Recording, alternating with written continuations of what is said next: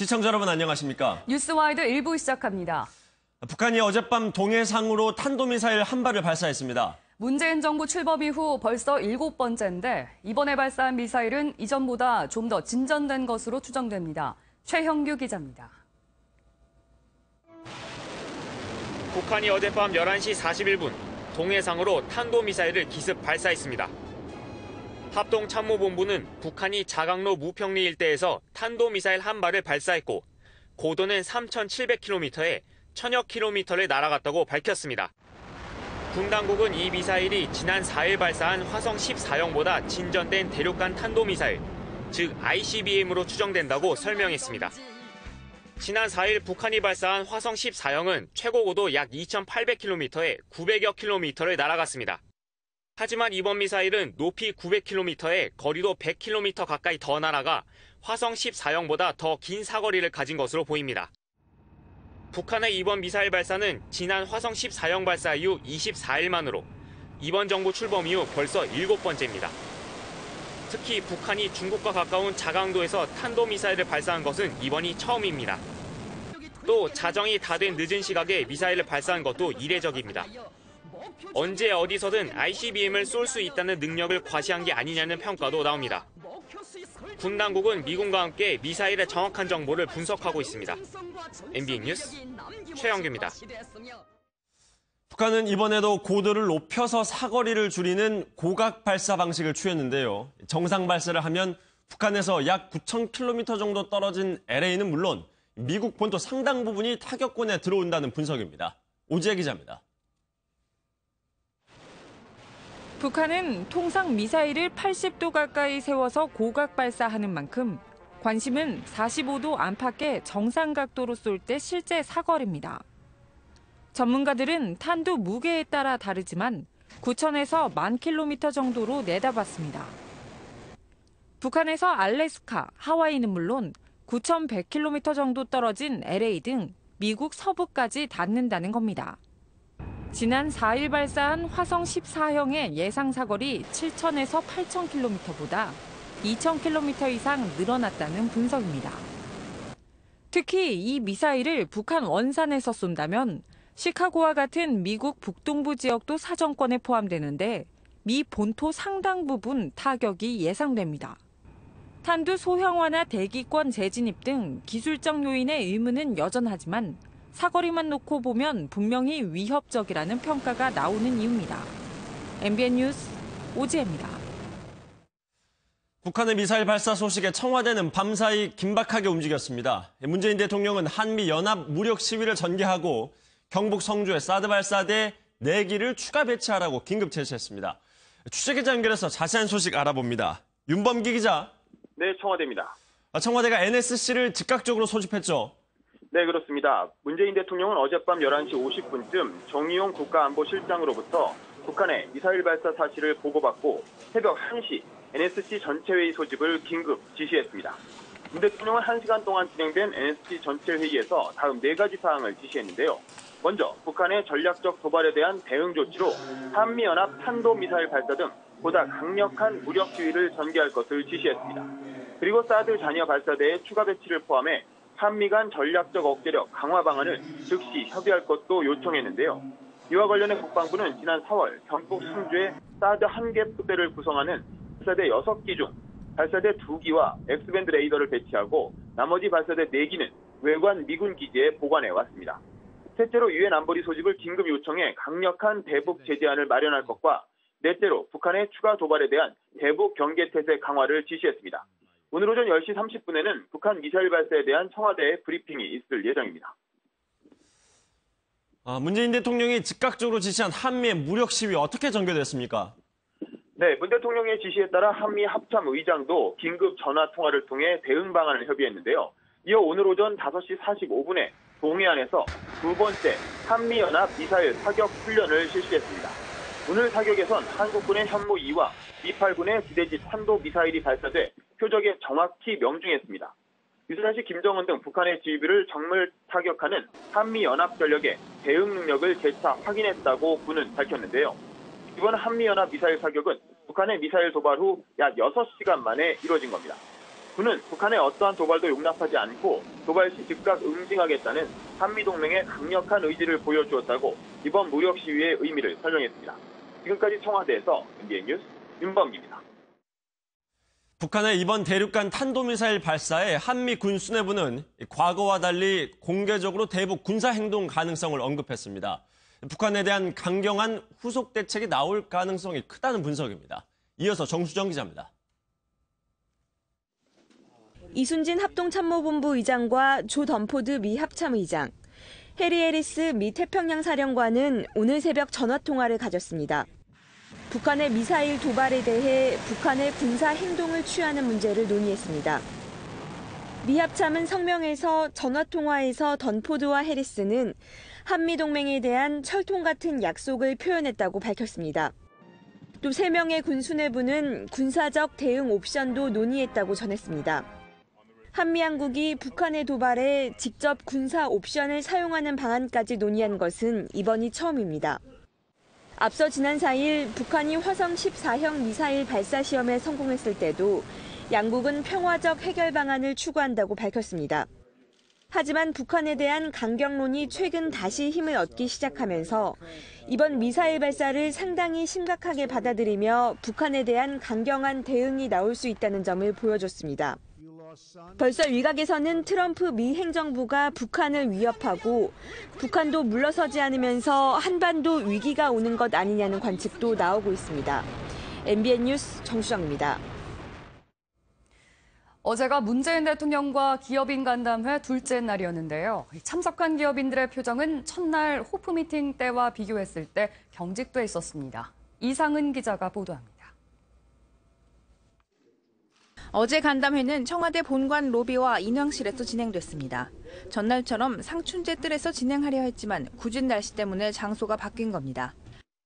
참석한 기업인은 권오현 삼성전자 부회장, 최태원 SK 회장, 신동빈 롯데 회장, 허창수 GS 회장, 최길선 현대중공업 회장, 황창규 KT 회장, 조원태 대한항공사장 등 7명. 공교롭게도 이 중 상당수가 국정농단 연루 의혹을 받고 있는 상황이라 분위기는 무거웠습니다. 문 대통령은 분위기를 반전시키려는 듯 가장 먼저 허창수 GS 회장에게 친근한 인사를 건넸습니다. 제가 지난번에 뵀을 때 덕기가 친이라고. 예, 많이 봤어요. 점심시간에 안 바쁠 때. 사람들이 안 묻을 때 그러다니까. 하지만 경직된 분위기는 쉽게 풀리지 않았습니다.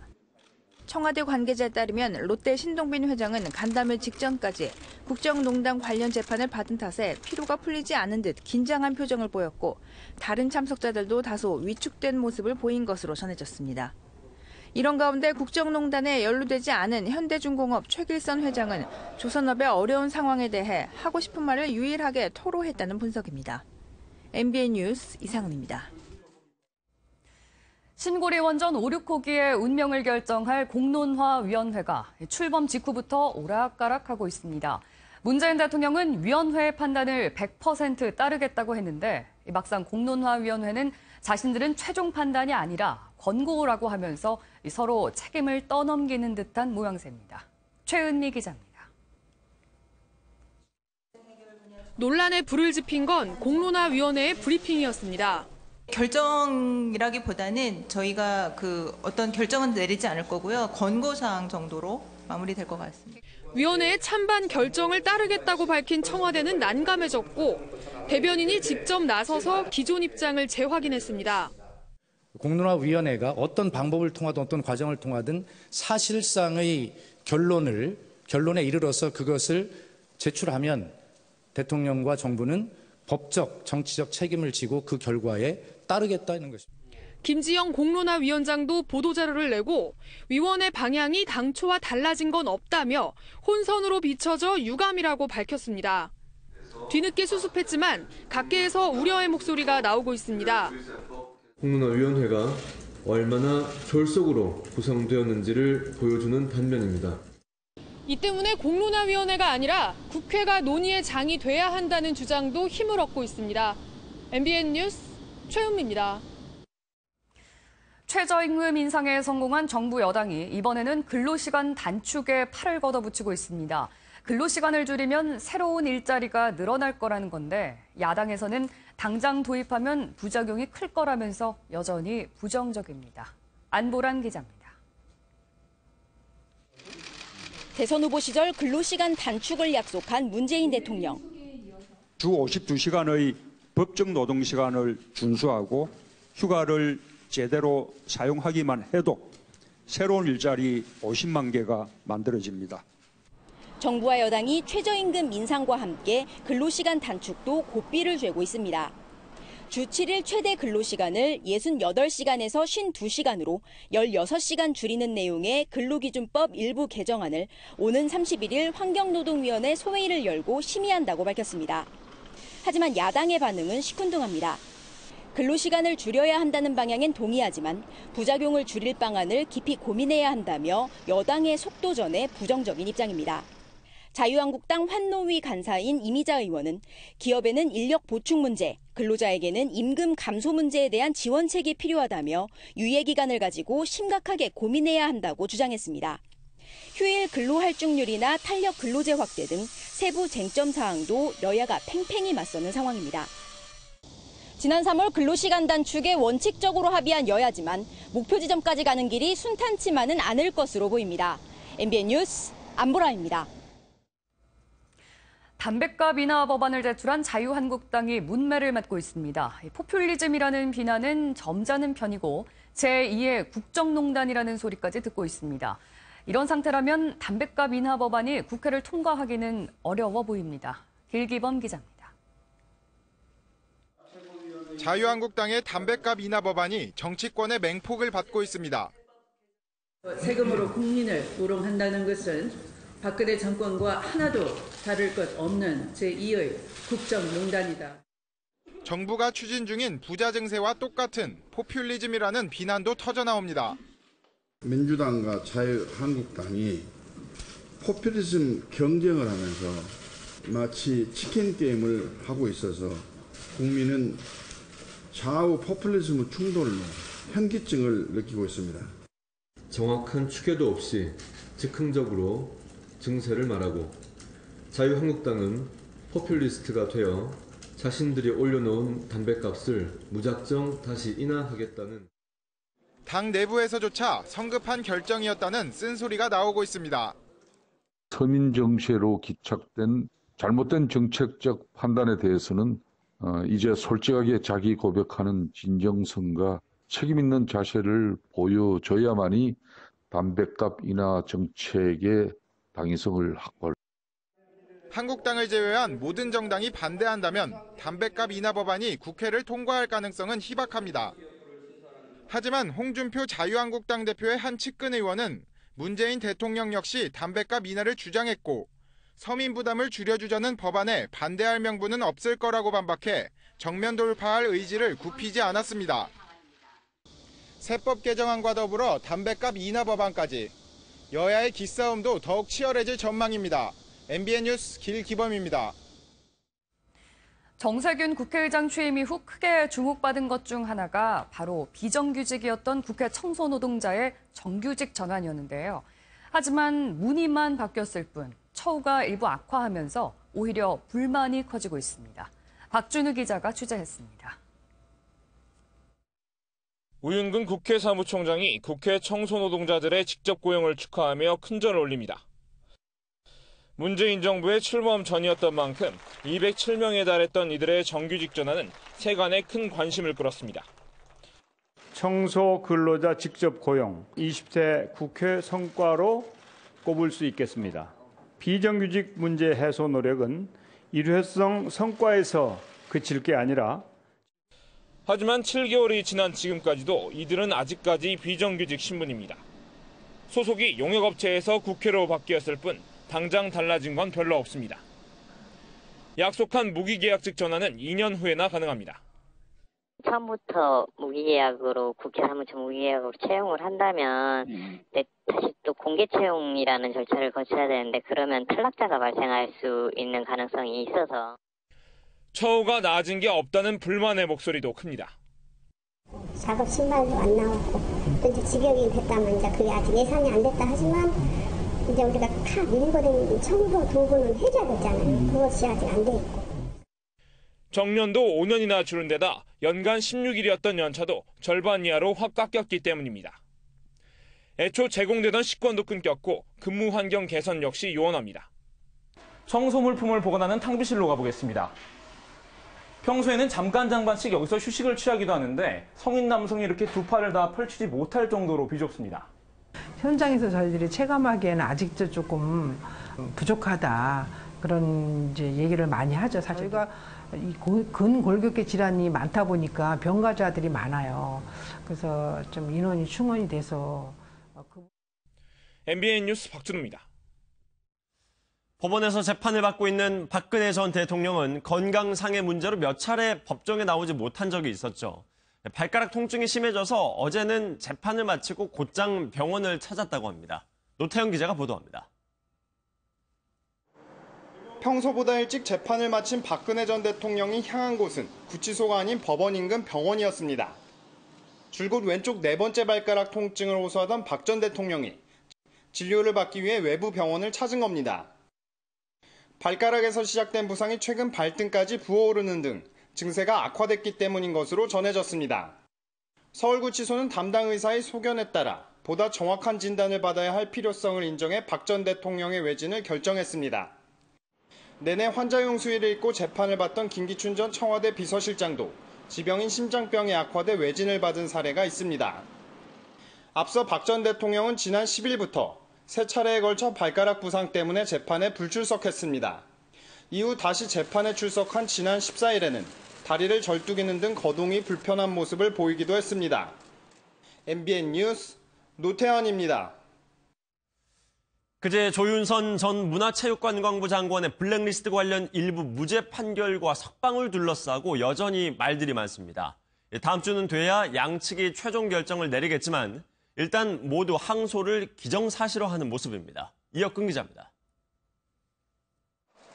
법원은 조윤선 전 문체부 장관의 형을 집행유예한다고 선고하고 석방했습니다.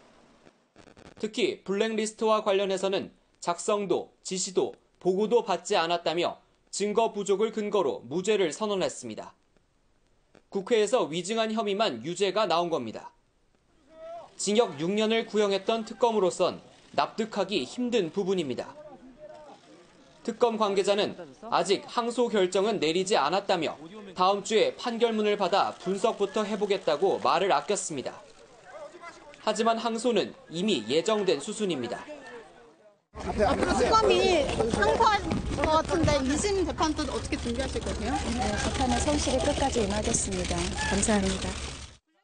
항소심이 열리면 특검은 1심 재판부가 받아들인 비서실장에서 정무수석을 건너뛰고 정무비서관과 문체부에 직접 명령이 하달됐다는 조 전 장관 측 주장의 허점을 집중적으로 공략할 것으로 보입니다. 조윤선 전 장관 측 역시 마냥 안도하고 있을 상황은 아닙니다. 국회 위증 부분에 대해서도 적극적으로 변론해 무죄를 얻어내거나 형량을 낮추기 위해 노력할 것으로 보입니다. 특검은 이르면 다음 주 초 조윤선 전 장관을 포함해 블랙리스트 1심 결과에 대한 항소 여부를 한꺼번에 발표할 예정입니다. MBN 뉴스 이혁근입니다. 문무일 신임 검찰총장이 현재 검찰 총수로선 사상 처음으로 경찰청을 직접 방문했습니다. 상견례 차원이라고는 밝혔는데요. 뜨거운 감자인 검경 수사권 조정에 대해서는 일단 말을 아끼는 모습을 보였습니다. 민경현 기자입니다. 문무일 신임 검찰총장이 취임 4일째인 어제 경찰청을 전격 방문했습니다. 오후 2시쯤 경찰청에 도착한 문 총장은 이철성 경찰청장과 만나 약 15분 동안 짧은 면담을 했습니다. 그제 이 청장이 전화로 취임 축하 인사를 전했고 문 총장이 경찰청을 방문하겠다는 의사를 밝히며 만남이 이뤄졌습니다. 현직 검찰 총수가 경찰청을 방문한 것은 이번이 처음으로 알려졌습니다. 면담에서는 덕담과 함께 검경 사이의 협업에 관한 이야기가 오고 간 것으로 전해졌습니다.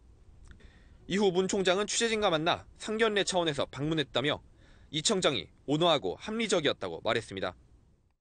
다만 최대 현안인 수사권 조정을 논의했는지를 묻는 질문에는 나중에 말하겠다며 말을 아꼈습니다. 현재 검찰이 집중된 수사권 독립은 현 정부와 경찰의 수건 사업입니다. 문 총장은 지난 청문회를 앞두고 수사와 기소는 분리할 수 없다며 사실상 수사권 조정을 반대한 바 있습니다. MBN 뉴스 민경영입니다. 50톤 대형 크레인이 내리막길에서 속력을 줄이지 못해 신호대기 중이던 승용차 13대를 덮쳤습니다. 이 사고로 다행히 숨진 사람은 없었고 10명이 다쳤는데 당시 상황은 아찔했습니다. 심우영 기자입니다. 경북 구미의 한 도로. 왼쪽 맞은편 도로에서 갑자기 나타난 대형 크레인이 신호 대기 중이던 10여 대의 차량을 그대로 덮칩니다. 50톤 대형 크레인의 돌진에 차량들이 장난감처럼 튕겨져 나갑니다. 경차 바로 앞에서 멈춘 대형 크레인. 경차 운전자는 놀란 가슴을 쓸어내려야 했습니다. 소리가 크게 한 3분 정도 나고요. 그 뒤에 이제 사람들이 이제 뭐 거의 가음 막 지르고 저희가 뛰어나가서 막 문 열고 사람들 끄집어내고 이랬습니다. 무려 50m를 질주한 대형 크레인은 이곳에서 교통 표지판을 들이받은 뒤에야 간신히 멈춰섰는데요. 사고 당시 충격으로 가로등은 이처럼 반으로 뚝 부러졌고 가로수는 뿌리채 뽑혀버렸습니다. 이 사고로 10명이 다치고 13대의 차량 대부분이 파손됐습니다. 크레인 운전자 44살 김모 씨는 제동 장치가 고장이 났다고 진술했다가 경찰이 조사에 들어가자 내리막길에서 속력을 줄이지 못해 사고를 냈다고 자백했습니다. 사람이 브레이크 고장난 게 아니고 내리막길에서 급가속을 하다가 이제 신호가 바뀌는 걸 보고 제동을 하지 못하고 핸들을 꺾으면서 중앙선 집어뱉다고. 경찰은 김 씨를 불구속 입건하고 정확한 사고 원인을 조사하고 있습니다. MBN 뉴스 심우영입니다. 프로포폴을 과다 투여해서 환자가 사망하자 자살로 위장해 시신을 바다에 몰래 버린 병원장이 붙잡혔습니다. 유족들이 보상금을 요구할까 봐 겁이 났다고 합니다. 강진우 기자가 보도합니다. 경남 거제의 한 병원에 40대 여성이 들어갑니다. 우울증 치료를 빙자해 프로포폴을 맞아왔는데 지난 5월부터 20여 차례나 불법 투약이 이뤄졌습니다. 이미 중독 상태였던 이 여성은 사망 당일 프로포폴 과다 투여로 잠에서 깨어나지 못했습니다. 처음에는 한 10ml를 투약을 하다가 단계적으로 최대 100ml까지 투약된 걸로 봐서 중독되지 않았나. 병원장은 의료사고를 숨기려 렌트카를 빌려 시신을 유기하려고 마음먹었습니다. 아무도 없는 새벽에 시신을 실은 뒤 병원에서 1시간 떨어진 바다에 버린 겁니다. 남 씨는 사망한 여성을 이곳 바다에 유기한 뒤 자살로 위장했습니다. 여성이 복용했던 우울증 약을 선착장에 올려둬 마치 우울증 때문에 스스로 이곳에 빠져 죽은 것처럼 꾸민 겁니다. 빚 때문에 생활이 쪼들렸던 해당 병원장은 유족들이 손해배상 청구를 할까 봐 이런 짓을 저질렀다고 진술했습니다. 임대료가 좀 많이 연체가 됐습니다. 3개월 정도 이렇게. 경찰은 병원장 남 씨를 구속하고 또 다른 환자에게도 불법 프로포폴 처방이 있었는지 조사하고 있습니다. MBN 뉴스 강진우입니다. 늦은 밤 편의점에는 아르바이트생이 혼자 근무하는 경우가 많은데요. 편의점 내 강력 사건이 늘고 있지만 이들을 범죄로부터 보호할 대책은 거의 마련돼 있지 않고 있습니다. 장명훈 기자가 취재했습니다. 한 남성이 편의점 직원과 말다툼을 하다 뜨거운 라면을 그대로 던집니다. 이번에는 편의점에 들어선 남성이 흉기를 꺼내 아르바이트생을 위협합니다. 마음에 안 든다고 수저병 내리친 사람들도 있었어요. 그 말투가 좀 저거 싸가지 없다고 했던 사람들도 있었고, 또 야간에는 그런 취객들한테 좀 위협을 느낄 경우도 있어요. 실제 편의점에서 발생한 강절도, 폭력 범죄는 연간 약 6천여 건에 달합니다. 무엇이 문제인지 편의점들을 둘러봤습니다. 가장 먼저 눈에 띈 건 편의점의 독특한 내부 구조였습니다. 대부분 카운터로 들어가는 출입구가 하나여서 범죄 발생 시 도망갈 공간이 없을 뿐더러 상품을 빼곡히 진열하다 보니 밖에서는 매장 안이 잘 보이지 않습니다. 즉시 경찰에 신고가 들어가는 비상벨이 가장 쉬운 대안이지만 본사 차원에서 이런 대비를 하는 곳은 국내 편의점 업계 중 단 한 곳밖에 없습니다. 다른 편의점은 점주가 개별적으로 이런 시스템을 마련해야 합니다. 상업적인 측면만 강조하다 보면 안전 문제가 소홀해질 수 있습니다. 주변 그리고 내부를 갖다 시설 설계 단계부터 어떤 가시성을 좀 확보해 줄 수 있도록 아르바이트생들이 안심하고 일할 수 있도록 편의점 업계의 범죄 예방 노력이 필요합니다. MBN 뉴스 장명훈입니다. 문재인 대통령이 그제 기업인들을 만난 자리에서 농남처럼 부동산 가격을 잡으면 피자를 쏘겠다고 했는데요. 부동산 가격을 잡겠다는 강력한 의지로 비치면서 다음 달 예정된 부동산 대책이 고강도가 될 거란 관측이 나오고 있습니다. 신동규 기자입니다. 문재인 대통령이 최근 서울을 중심으로 아파트값이 크게 오른 데 대해 직접 우려를 나타냈습니다. 부동산 가격 잡아주면 제가 피자 한 판씩 다 쏘겠습니다. 비록 농담처럼 말했지만 과거 노무현 정부 5년간 부동산 가격 상승률이 서울의 경우 80%에 육박했다는 점은 당시 청와대에서 근무한 문 대통령에게 큰 부담으로 남아 있습니다. 이런 우려 때문에 문재인 정부는 출범하자마자 부동산 규제책을 내놨지만 이달 말 서울 지역 아파트값은 올 들어 최고 상승률을 기록했습니다. 서울에서 문을 연 한 아파트 견본주택은 궂은 날씨에도 6천 명에 육박하는 사람들이 몰리며 북새통을 이뤘습니다. 신도시처럼 굉장히 쾌적한 주거 환경을 갖고 있어요. 이런 데서 분양을 하다 보니까 이렇게 관심이 좀 많아졌습니다. 노무현 정부의 실수를 되풀이하지 않겠다는 문 대통령의 의지가 확인되면서 다음 달 정부가 고강도의 규제를 내놓을 거란 관측이 나오고 있습니다. 국토교통부 고위 관계자도 시장 과열이 이어지면 투기과열지구 지정을 적극 검토하겠다는 방침은 여전히 유효하다면서 모든 가능성을 열어놨습니다. 하지만 시장에서는 아파트 공급이 없는 한 백약이 무효란 반응이어서 규제 일변도의 정부 정책과 팽팽히 맞서고 있습니다. MBN 뉴스 신웅입니다. 정부가 올해 말 전국에서 110곳을 선정해 도시재생 뉴딜 사업을 벌이기로 했습니다. 모두 10조 원을 투자해서 상하수도나 도서관 등의 생활 편의 시설을 지원할 예정이어서 벌써부터 관심이 커지고 있습니다. 김경기 기자입니다. 지난 2014년 서울시의 도시재생 1호 지역으로 선정된 창신동 일대. 기존 주택을 그대로 살리되 낙후된 상하수도를 정비하고 노인정을 짓는 공사가 한창입니다. 동참하는 분들이 또 한 명, 두 명씩 이제 늘어나니까 좋아진다라고 봐야죠. 이제 뭐 노인정 같은 것도 새로 지으려고 또 헌 건물들 부수고 지을 계획도 있고요. 정부는 일단 연말에 전국에서 110곳을 선정해 서울 창신동처럼 낙후된 도심을 되살리는 도시재생 뉴딜 사업에 들어가기로 했습니다. 대규모 철거 없이 생활 편의시설을 설치하는 일명 우리 동네 살리기로 주로 1000가구 미만의 소규모 주거지가 대상입니다. 이를 위해 앞으로 5년간 매년 10조 원씩 지원될 예정입니다. 영세 상인이나 임차인들이 내몰림을 당하지 않도록 상생협약제도나 다양한 대책을 마련해서 일각에서는 도시재생 사업을 겨냥해 투기를 부추기는 움직임도 포착되는 가운데 정부는 이에 대한 집중 단속을 예고했습니다. MBN 뉴스 김경입니다. 정부가 추진 중인 블라인드 채용제를 놓고 뿔난 사람들이 있습니다. 바로 사진사들인데요. 이력서에 사진을 붙이지 않게 되면 생업에 직격탄을 맞는다는 겁니다. 오태윤 기자입니다.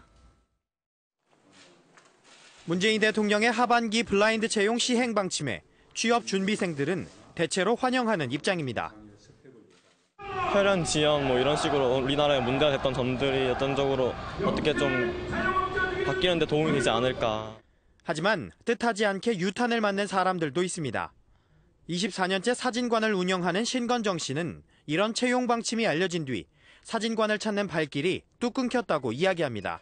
많이 찍었을 땐 보통 하루에 10명 이 정도 찍거든요. 근데 요즘은 한 3, 4명 평균적으로. 그러니까 상당히 타격이 심한 거죠. 급기야 전국의 사진관 주인 수백 명이 모여 거리로 나섰습니다. 본인을 증명하는 사진이잖아요. 취업하는데도 오히려 그 대리 시험에 방지도 될 뿐 아니더러. 올 하반기부터 공공기관과 공기업에 블라인드 채용이 본격화될 것으로 보이는 가운데 당장 생계 걱정을 해야 하는 사진관 주인들의 고민은 더 깊어지고 있습니다. MBN 뉴스 오태윤입니다. 본격적인 여름 휴가철이 시작되면서 인천공항은 해외여행을 떠나는 사람들로 북적이고 있습니다. 특히 이번 주말에는 출국자 수가 역대 최대치를 기록할 것으로 보입니다. 정주영 기자입니다. 인천국제공항 3층 출국장. 항공사 카운터에도 출국장에도 해외 여행객들의 발걸음이 끊임없이 이어집니다. 특히 직장인들 휴가에 전국 초중고등학교의 여름방학이 겹치면서 가족 단위의 여행객이 많습니다. 할아버지 칠순을 맞이해서 코타키나발루에 가는데 즐겁고 설레는 여행이 될 것 같아서 기분이 좋아요.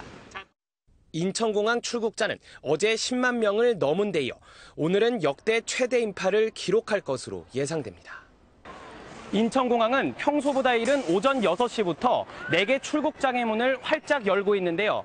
이 스마트폰을 이용하면 어떤 출국장이 덜 붐비는지 실시간으로 확인할 수 있습니다.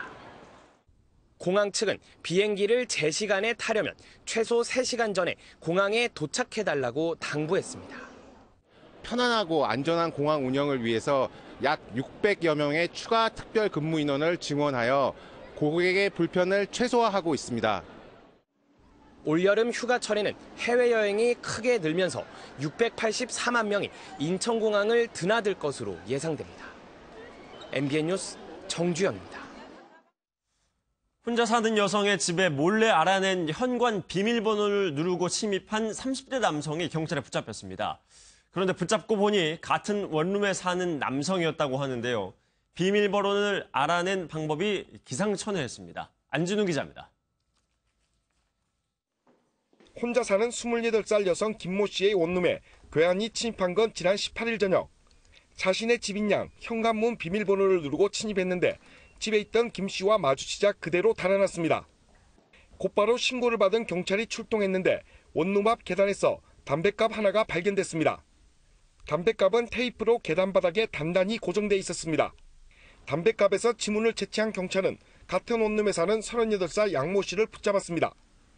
양 씨의 범행 수법은 기발했습니다. 담뱃갑 하나와 휴대전화를 이용해 비밀번호를 알아냈습니다. 양 씨는 담뱃갑 뒤에 휴대전화를 숨긴 뒤 현관문을 여는 장면을 몰래 촬영해 비밀번호를 알아낸 겁니다. 같이 사니까 며칠에 대강 누가 산다, 혼자 사는 것다, 그 정도는 알겠죠. 경찰은 혹시 모를 범죄를 예방하려면 현관문 비밀번호를 수시로 바꾸거나 손이나 가방 등으로 가리고 입력하는 습관도 필요하다고 조언합니다. MBN 뉴스 안진우입니다. 부산의 한 수영장에서 락스 성분의 살균 소독제 가스가 유입돼 수영장을 이용하던 초등학생들이 무더기로 병원으로 옮겨졌습니다. 이 수영장은 그동안 수영장 물 청소를 위해서 락스를 쓰지 않는다고 버젓이 광고까지 했던 곳입니다. 윤기란 기자입니다. 부산의 한 스포츠센터 앞에 여러 사람들이 몰려 있습니다. 수영복 차림의 아이가 주저앉아 물을 마시고 힘겨워하는 아이의 등을 두드리는 모습도 눈에 띕니다. 이곳 지하 2층 수영장에 락스 성분의 살균 소독제 가스가 유입된 겁니다. 이 때문에 당시 수영 강습을 받던 초등학생 24명과 성인 3명이 호흡곤란과 구토 증세를 보여 곧바로 병원으로 옮겨졌습니다. 갑자기 막 때리더라고요. 락스 냄새는 나가니까 애들이 밖에서 막 기침하고 막 그리고 이러더라고요. 경찰과 소방당국은 센터 직원이 락스 종류의 살균 소독제 30리터를 기계실 바닥에 쏟으면서 수영장에 가스가 유입된 걸로 보고 있습니다. 수영장 물 소독하는 약품을 작은 말통에서 큰 말통으로 옮겨 붓는 과정에서 실수로 이게 바닥으로 부어져 붓는 거래요. 유전기가 이제 올라와가지고. 해당 수영장은 그동안 락스를 쓰지 않는다고 광고까지 하며 손님을 모은 걸로 알려졌습니다. 그럼 락스를 쓰셨던 거네요, 연기간에는? 네, 조금 청소하는 부분을 좀 썼습니다. 경찰은 수영장 대표와 관리자를 불러 정확한 사고 경위를 조사할 방침입니다. MBN 뉴스 윤기란입니다. 충북의 한 사립유치원이 원생들을 위해서 써야 할 돈으로 설립자의 배를 불리다 감사에 적발됐습니다. 이미 다른 유치원에서 근무 중인 설립자를 직원으로 채용해서 월급을 준 것도 모자라서 해외여행 경비까지 대줬습니다. 김영현 기자가 취재했습니다. 충북 청주의 한 사립유치원. 지난해 3월 이 유치원 원장은 유치원을 설립한 김모 씨를 근로계약서도 없이 소방시설 관리자로 채용해 급여를 제공했습니다. 매달 270만 원씩 지난 10여개월 동안 김 씨에게 지급된 급여는 2천여만 원에 이릅니다. 그런데 알고 보니 김 씨는 자신이 세운 또 다른 유치원에서 행정부장 직함으로 매달 900만 원의 급여를 받고 있었습니다. 근데 그 두 분도 알아서 돌아다니시는 거니까 어디 가는지 내가 뭐. 설립자 김 씨의 황당한 특혜는 여기서 그치지 않았습니다. 지난 2년 동안 김 씨는 유치원 예산으로 교원들과 사이판과 필리핀으로 2차례 공짜 해외 연수까지 다녀왔습니다. 유치원 예산으로 해외 출장을 다녀올 경우 결과 보고서를 작성해야 하지만 이조차 지키지 않았습니다. 사립 유치원 경영자일 뿐이지 그분이 유치원 정식으로 근로계약을 체결한 분이 아니기 때문에. 충북도교육청은 부당하게 추출된 월급과 연수비를 모두 회수하고 해당 유치원 원장에 대해 정직 처분을 통보했습니다. MBN 뉴스 김영현입니다. 저희가 앞서 연결해드렸던 대로 송영무 국방부 장관이 조금 전 북한의 심야 기습 도발에 맞서서 우리 군의 강력한 대응 방침을 밝혔는데요. 한미 전략 자산을 전개하겠다고 밝혔는데 그 수위에 관심이 집중되고 있습니다. 국방부 연결해서 자세한 내용 알아보겠습니다. 주진지 기자, 군이 발표한 대북 성명 내용 간단히 정리 좀 해주시죠. 네, 조금 전 송영무 신임 국방부 장관이 직접 발표한 대북 메시지는 앞서 오늘 새벽 정부의 긴급 성명 내용과 비슷한 맥락입니다. 이번 미사일을 지난 4일 화성 14형보다 진전된 ICBM급 미사일로 평가했고 한반도와 국제사회의 중대한 위협이라고 규탄했습니다. 다만 우리 군의 대응 수위에 대한 구체적인 언급이 눈에 띄었는데요. 앞서 오늘 새벽 한미가 실시한 지대지 미사일 대응 발사에 이어 전략 자산을 전개하겠다고 밝혔습니다. 또 사드 추가 배치를 위해 한미가 조속히 협의하며 독자적인 북핵 미사일 대응 체계를 빠른 시일 내에 구축하겠다고 강조했습니다. 이 같은 단호한 대응 방침은 조지프 덤포드 미 합참의장과 해리 해리스 미 태평양 사령관, 이순진 우리 합참의장 등 이렇게 한미 군수내부 3명이 북한 도발 직후 통화가 반영된 것으로 풀이됩니다. 지금까지 국방부에서 MBN 뉴스 주유진입니다. 한 주간 있었던 정치권 소식 자세히 짚어보겠습니다. 네, 이현종 문화일보 논설위원, 최규엽 신한대 초빙 교수, 노영희 변호사 나오셨습니다. 어서 오세요. 어서 오십시오. 안녕하세요. 네. 이번 주에도 여러 가지 정치권 이슈들이 있었는데 오늘은 새벽에 특히 어제 밤 11시 40분경이었죠. 북한이 미사일을 갑자기 발사를 했습니다. 이 얘기 먼저 조금 짚어보고 나머지 이야기들로 또 이어가 보겠습니다. 이 의원님. 네. 일단은 어떤 미사일이었는지 또 그리고 왜 이 시점에 이제 쐈는지 이런 것들을 좀 봐야 될 것 같은데요. 일단 지난 4일에 쐈던 화성 14형보다는 좀 더 진전된 성능을 가졌다. 이런 분석들이 나오고 있습니다. 일단 오늘 북한 측 공식 발표로는 화성 14형의 어떤 다시 재시험 이제 그런 것으로 평가를 하고 있습니다. 근데 지난번보다는 훨씬 더 거리가 좀 길어졌죠. 지난번 같은 경우는 한 8,000km 정도, 9,000km 정도였는데 예. 이번 시험 같은 경우는 이제 평상시 발사할 경우에 10,000km 이상 되는 그런 거리입니다. 이 거리 자체는 지난번 같은 경우는 사실은 이제 미국의 본토보다는 이제 앵커리지라든지 그 정도 거리였는데 이번 같은 경우는 미국의 대륙 본토까지 이제 도달할 수 있는 그 거리를 이제 일단 성공했다는 측면에서 상당히 의미가 있는 거고요.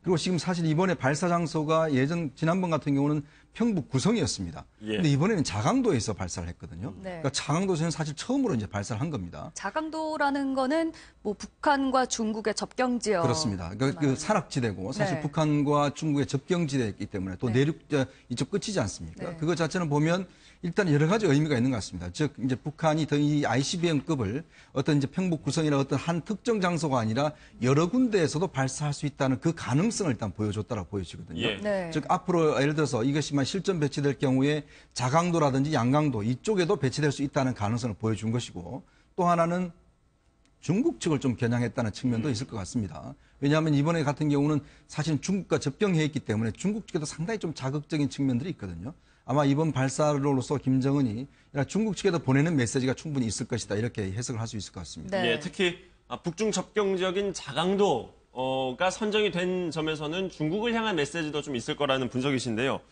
최 의원님, 일단은 이 시기도 좀 지금 분석이 나오고 있습니다. 이제 심야에 쐈는데 이것도 다소 이례적이라는 얘기가 나오고 있던데요. 그러니까 북한이 원하는 장소에서 북한이 원하는 시기에 쏠 수 있다는 걸 입증을 하고 그렇게 한 것 같습니다. 제가 볼 때는 그렇게 한 것 같은데 그래도 이게 ICBM이라는 게 초정밀 기술이 요구되는 거고 특히 재진입 기술 이런 게 요구되는 거기 때문에 제가 볼 때는 완성됐다고 보기는 아직 이른 것 같아요. 그러면서 볼 때 협상력을 높이기 위해서 더 시도하지 않겠는가 저는 그렇게 봅니다. 그렇습니다. 이 시간이 지금 얘기가 나오고 있는 이유는 이제 우리 시각으로 11시 40분인데 이게 사실 미국 시각으로 이제 보면은 아침 시각이지 않습니까? 그렇습니다. 특히 최근에 이제 대북 제재 결의안이 거의 만장일치에 통과가 됐는데 이런 걸 향해서도 혹시 메시지가 깔려 있을까요? 일단 이제 이번 발사 시각이 보면 우리로 봤을 때는 밤 11시 14분이지만 미국으로 봤을 때는 사실 대낮에 발사를 한 것이거든요. 11시 41분이었죠. 그렇습니다. 그런 상황이기 때문에 이번 발사의 시간 자체가 보면 일단 우리보다는 이제 미국을 겨냥했다 이렇게 평가할 수 있을 것 같고 최근에 미국 상원에서 일단 그 러시아, 북한, 그다음에 이란에 대한 제재 법안이 통과됐지 않습니까?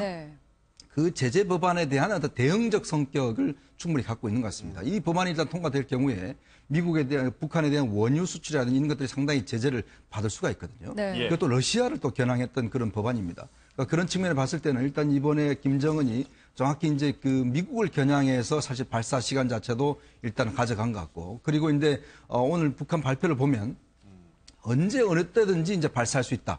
사실 이 밤늦게 발사한다는 기술적으로 굉장히 어렵습니다. 어떤 여러 가지 전략 자산들도 활용을 해야 되고 하기 때문에 특히 이번 같은 경우는 뭐 국제 민간 항공기구라든지 이런 데 전혀 통보하지 않은 상황에서 발사를 했거든요. 그런 걸로 보면 북한이 언제든지 마음만 먹으면 자신들이 발사할 수 있다. 이런 것들을 좀 보여주기 위한 그런 시간적인 어떤 그런 계산도 숨어 있는 것 같습니다. 또 다른 시기적인 측면에서 살펴봤을 때 최근에 우리 정부가 북한에 군사회담을 제의하지 않았습니까? 그런데 그 제의에 대해서는 아무런 대답이 없다가 이렇게 미사일을 쏘게 된 형국이 된 거거든요. 이 부분은 어떻게 해석해야 될까요? 그러니까 우리가 6일 날 그 베를린 구상을 통해서 대화를 하자라고 얘기를 했었는데 아무런 반응이 없이 오히려 그 ICBM급 미사일을 지금 쏘면서 우리의 그 인내심을 시험하고 있는 상황인데요. 솔직히 말하면 제가 봤을 때는 문 대통령이 뭐 얘기하고 있는 그런 대화 이런 거에 응할 생각은 없다라는 거를 표면적으로 좀 보여주고 있는 것 같고 강대강 국면으로 나아가겠다라는 걸 지금 우리한테 얘기를 해주고 있는 것 같거든요. 그러니까 지금 문 대통령 같은 경우는 뭐 레드라인을 언급하면서 그래도 우리는 아직까지는 대화의 끈을 놓지 않겠다라고 하는 입장을 보이고는 있겠지만은 제가 봤을 때는 북한이 지금 그런 것에 대해서 별로 신경 쓰고 있지 않는 것 같고 오히려 이제 우리를 배제하고 미국과 직접적으로 협상하려는 그런 카드를 지금 쓰고 있다. 그리고 특히 이번에 그 어제 발사한 그 미사일 같은 경우에는 일본 그 배타적 경제구역 쪽에 떨어졌어요. 그리고 지난번보다 5분 정도 더 그 비행 시간이 늘어났고 뭐 사거리도 5,500km 이상 돼서 되게 커졌다라고 얘기를 하고 있는 중인데요. 지금 이제 물론 자세하게 더 분석을 해봐야 되겠습니다만은 이런 식으로 지금 기술이 우리가 생각했던 것보다 훨씬 더 많이 발전하고 있다라고 한다면은 우리가 지금 주장하고 있는 그런 대화를 요구하는 것으로 사실 해결될 수 있는 부분이 없지 않겠습니까? 그러니까 어제 그래서 우리 문 대통령 같은 경우에도 뭐 그 사드 추가 배치 4기를 좀 더 빨리 이제 배치해라 이런 얘기도 하셨었고 그다음에 한미 연합 간의 그 확장 억제력을 한번 우리가 좀 빨리 하자 이런 얘기도 했었었고 또 안보리 뭐 그 회의 같은 경우도 요청하고 이제 이런 식으로 좀 적극적으로 나서고 있는데 제가 봤을 때는 지금 대화를 뭐 계속해서 주장하는 것보다는 우리도 좀 실력 행사를 해야 되는 게 아닌가 이런 생각이 좀 듭니다. 대화보다 더한 뭔가의 대응이 필요하다라는 말씀이신데 최 회장님. 일단 아까 이제 우리가 영상을 같이 봤지 않습니까? 송영무 국방부 장관의 입장 발표를 봤는데 지금 민주당에서는 일단 대화의 방점은 항상 정책적으로 무게는 더 중심이 가 있지만서도 앞선 발표 내용을 보면 역시나 좀 강력한 대응, 강력한 입장을 밝혔다 이렇게 해석할 수 있겠죠. 신락 같은 7월 27일 정전협정 때까지 신락 같은 희망을 좀 가져봤는데 아직은 상당히 빠른 것 같습니다. 그래서 지금은 제재 중심으로 가면서 결국은 제가 볼 때 러시아하고 중국 같아요. 러시아, 중국을 우리가 나서서 주도적으로 어떻게 설득시켜 나가는지 또 국제사회가 러시아, 중국을 어떻게 설득시켜 나가는지에 지금 한반도 평화 문제가 달려있지 않나 이런 생각이 들고 우리 문재인 대통령이 조속히 시급히 조치를 취한 건 타당하다고 봅니다. 시기에 적절했고요.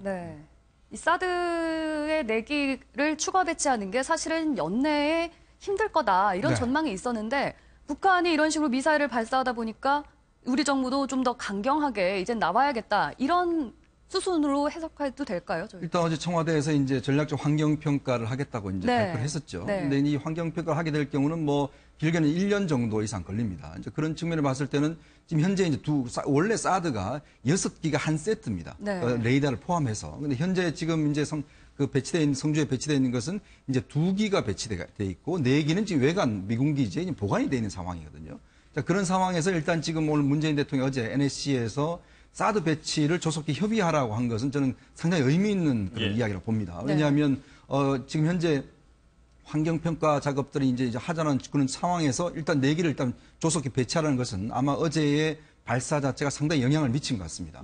그래 될 경우는 일단은 완전체로서 일단 사드가 이제 기지가 구축이 되는 것이거든요. 네. 오늘 지금 송영무 장관도 이야기를 했지만 일단 한미 간에 조속한 협의를 하겠다는 것은 아마 연내에 일단 뭐 환경평가는 진행하더라도 연내에 기본적인 배치 자체는 끝내겠다라는 그런 의지로 좀 읽힐 수 있을 지금 것 같아요. 4기 추가 배치는 앞서 말씀해 주신 환경 영향 평가랑은 직접적으로 관련은 그렇습니다. 없는 부분인 네, 거죠? 전체적인 기지에 대한 환경 평가를 하는 것이고 네. 이번 같은 경우는 이제 그 어떤 배치 장소 요거에 대한 환경 평가는 이제 간략하게 할 수 있는 것이거든요. 근데 문제는 이제 전체적으로 이제 환경 평가는 좀 시간이 걸리겠지만 일단 북한이 저렇게 그 미사일 능력 자체를 고도화하는 상황에서는 황급히 어떤 설치할 필요가 있다. 이런 차원에서 이야기하는 것 같고. 네. 그리고 저는 문재인 대통령의 대응 방식이 보면 예.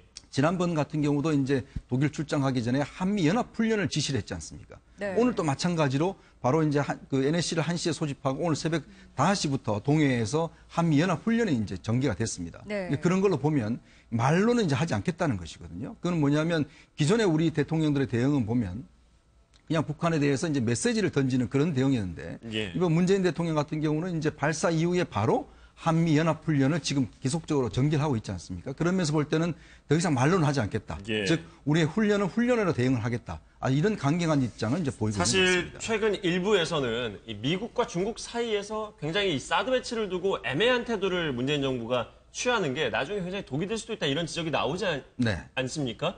그런데 지금 오늘 이제 대응을 발표한 거 4기를 추가 배치하겠다. 이거는 조금은 더 미국 쪽에 입장을 같이 하겠다 이렇게 풀이해도 되겠습니까? 그렇죠. 이제 이번에 이제 그 북한의 연이은 도발 자체가 일단 사드 배치에 대한 명분을 더 확실하게 우리 측에 줬다 이렇게 평가할 수 있을 것 같습니다.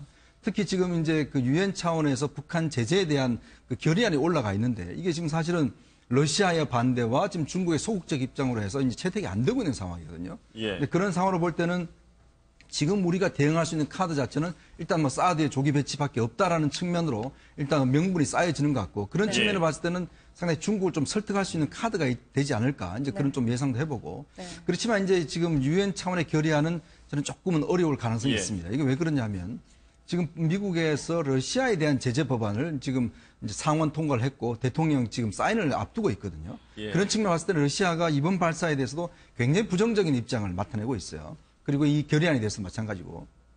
그렇기 때문에 한미 간의 대응은 좀 활발할지 모르겠지만 유엔 차원의 대응은 여전히 러시아의 강경한 태도로 해서 좀 어려울 가능성이 있다는 점을 지적하고 싶습니다. 네. 지금 러시아는 장소도 미국과 우리 이 분석과는 다르거든요. 장소도 다른 데로 주장하고 있고 또 ICBM인데 중급이라고 얘기하고 있고 그래서 지금 러시아는 현재 판단과 분석이 다른 것 같고요. 우리 문재인 대통령이 사드를 배치 않겠다는 얘기를 한 적이 한 번도 없죠. 미국에서도 한 적이 없고 다만 중국과 우리 국내 반대 여론을 겨냥해서 전략적 그런 태도를 취하신 거고 4기는 이 환경평가에 상관없이 언제든지 배치할 수 있었던 거고 다만 중국을 겨냥해서 신중하게 지금까지 해왔던 거라고 보고 북한은 이번 도발에 대해서 어느 정도 중국도 숨지 않겠는가 이런 그 판단을 해서 시급히 4기 배치를 얘기한 것 같습니다. 알겠습니다. 저희가 북한 미사일 도발과 관련해서는 오전 중에 특보를 편성해서 더 자세히 짚어드리도록 하겠습니다. 이어서 국내 정치권 이슈를 좀 살펴볼까 하는데요. 어제였었죠. 국내 기업인과의 간담회 둘째 날이 열렸습니다. 어제는 첫째 날보다는 조금은 덜 화기애애한 모습이었었다고 하는데요. 관련 영상 보시고 돌아오겠습니다. 오늘은 날씨가 좀 좋지 않아서 본관에 오셨습니다. 좀 아쉽기는 합니다만 그래도 본관에서 이 로비에 이렇게 자리를 마련한 것은 지금 처음입니다. 제가 일일 바텐더로서 설명을 좀 맥주하고 토마토를 1대1로 섞은 칵테일이고요. 맥주하고 청포도, 사과, 배주스를 혼합한 여름철 최고의 이런 맥주 칵테일로 알려져 있습니다. 는 마찬가지로 어제 그 중소기업 그 수제 맥주 그겁니까? 네.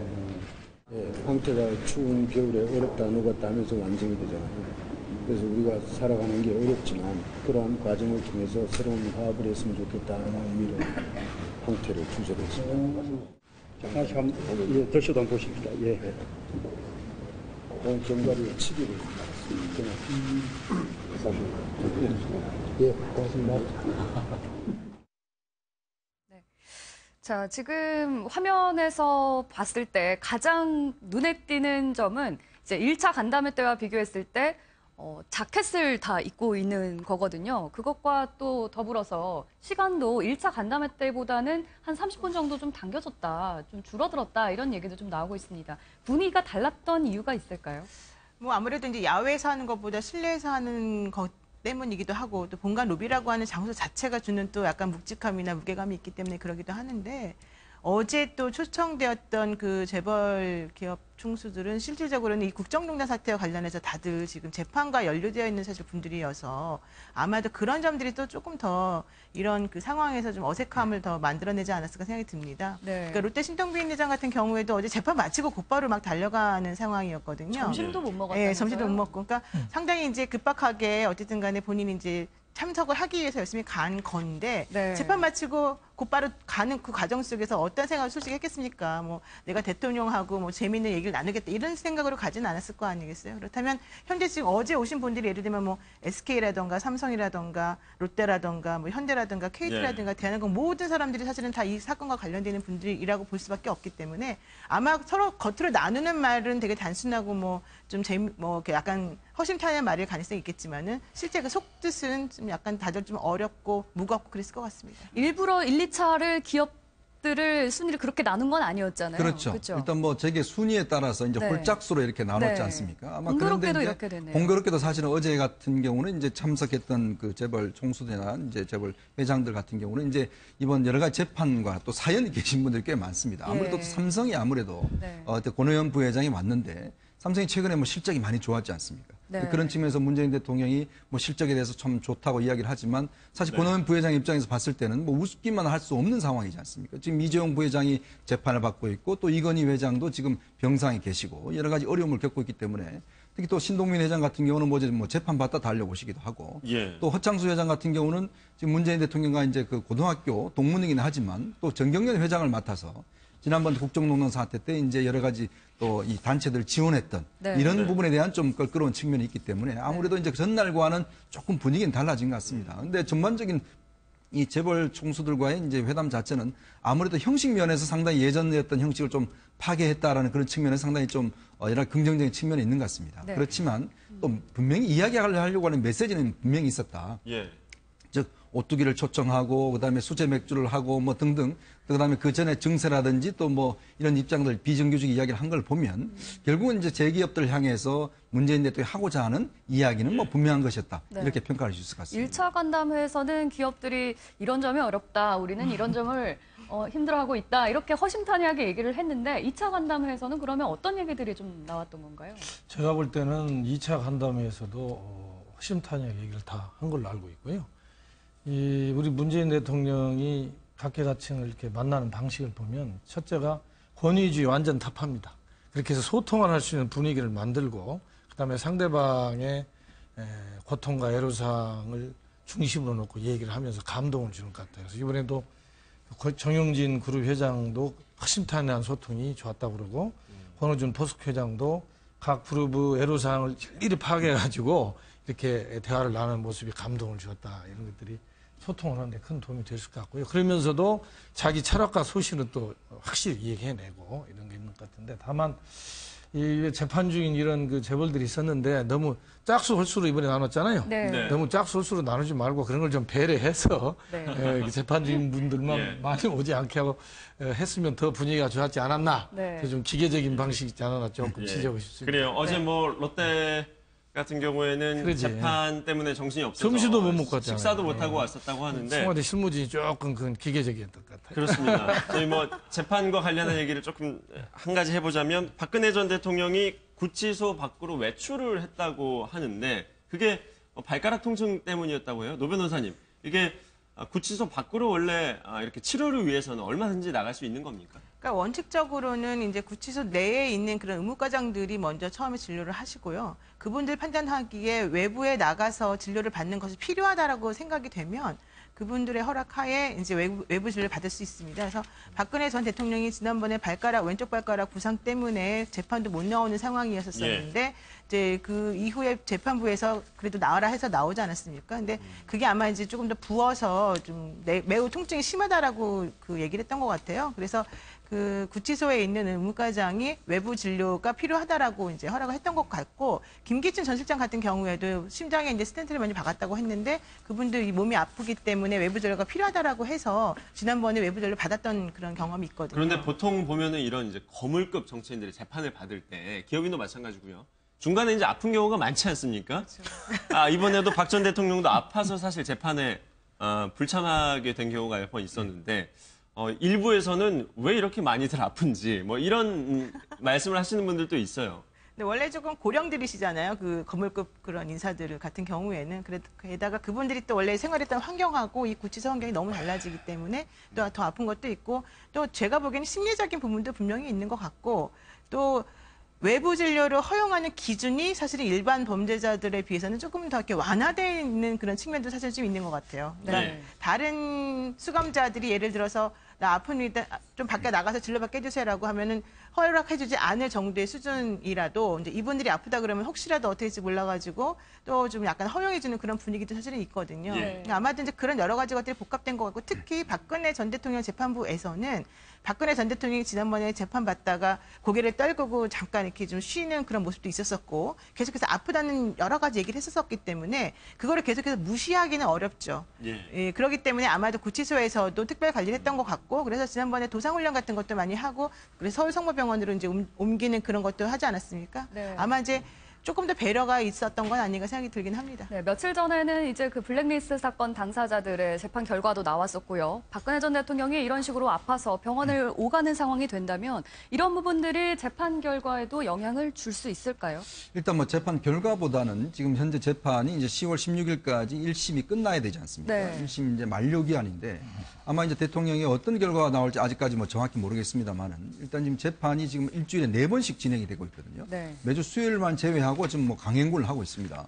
사실 뭐 이번 주 같은 경우는 재판부가 휴가인데도 불구하고 재판이 진행이 되고 있는 상황이거든요. 네. 많은 증인들을 사실 불러야 되기 때문에.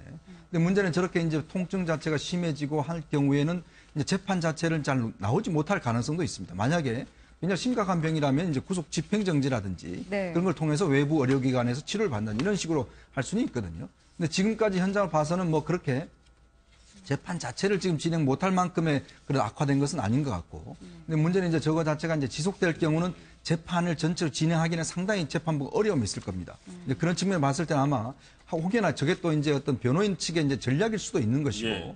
그렇기 때문에 아마 재판부는 이제 저 종합 결과를 보고 상당히 재판 좀 스케줄을 조정하는 그런 뭐 조치를 취해야 될 것 같습니다. 지금 그 제가 들은 바로는 그 원래 그 유영하 변호인 같은 경우에는 계속해서 처음에는 그 박근혜 전 대통령에 대한 그 증거 동의를 거의 안 하고 전부 부동의를 했었잖아요. 그걸 지금 거의 다 증거 동의하는 쪽으로 지금 다 돌아서고 있다고 해요.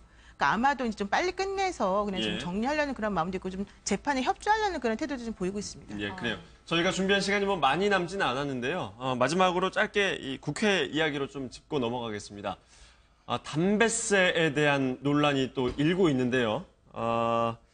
최 회장님, 이 담배값을 인하하겠다고 자유한국당이 발언을 했는데 거기에 대해서 추미애 대표가 아니 본인들이 올려놓고 이제 와서 뭐 하는 거냐라고 얘기를 했다고요. 어떤 이야기입니까? 박근혜 정부 시절에 대표적인 서민 증세죠. 담배값 인상 엄청 올렸잖아요. 2,000원짜리 4,500원 올리고 유류세 인상하고 그런 건데 저는 우리 더불어민주당의 그 초대기업과 초부자들에 대한 사랑 정세에 대해서 물타기고 그걸 거기에 대한 여론전이 아닌가 이렇게 보고 난 추미애 대표 주장한 것처럼 새로운 국정농단의 새로운 재판이다 저는 그렇게 봅니다. 증세의 논란 이슈에 대한 물타기다라는 지적이신데 이 의원님은 이번 이 논란에 대해서 어떻게 보고 계세요? 일단 담배세 부분은 뭐 세계적으로 사실 담배세가 담배 값이 다 높습니다. 이게 어떤 건강과 직결되기 때문에 사실 이제 박근혜 정부에서는 이제 건강 문제를 했지만 사실은 세수 증세였거든요. 한 5조 2천억 정도 이제 세수가 증세가 됐죠. 지금 보면 유류세와 이걸 하게 될 경우는 한 12조 원 정도의 이제 세수 감소가 됩니다. 그러면 사실은 이제 어떤 면에서 보면 지금 정부에서 하려고 하는 지금 증세에 대한 이제 맞대응 차원의 이제 대응 카드거든요. 근데 물론 뭐 여러 가지 서민 증세에 대한 문제도 있겠습니다만은 그러나 지금 현재 상황에서 자유한국당이 저걸 들고 나온 것은 제가 볼 땐 전략적인 측면들이 많죠. 사실은 뭐 서민들을 위해서라기보다는 지금 어떤 여당의 증세에 대한 맞대응 카드로 들고 나왔기 때문에 일단 의도의 순수성이 없는 것이기 때문에 어떤 면에서 보면 증세 논란을 좀 가열시키기 위한 뭐 그런 측면이 아닌가 저는 해석을 해봅니다. 국회 통과 가능성은 얼마나 됩니까? 아유, 안 되죠. 내가 불가능하다 보고 다 반대하고 있잖아요. 담배세를 인상해서 우리 국민들 건강을 위해서 했다는 그 취지는 좋지 않습니까?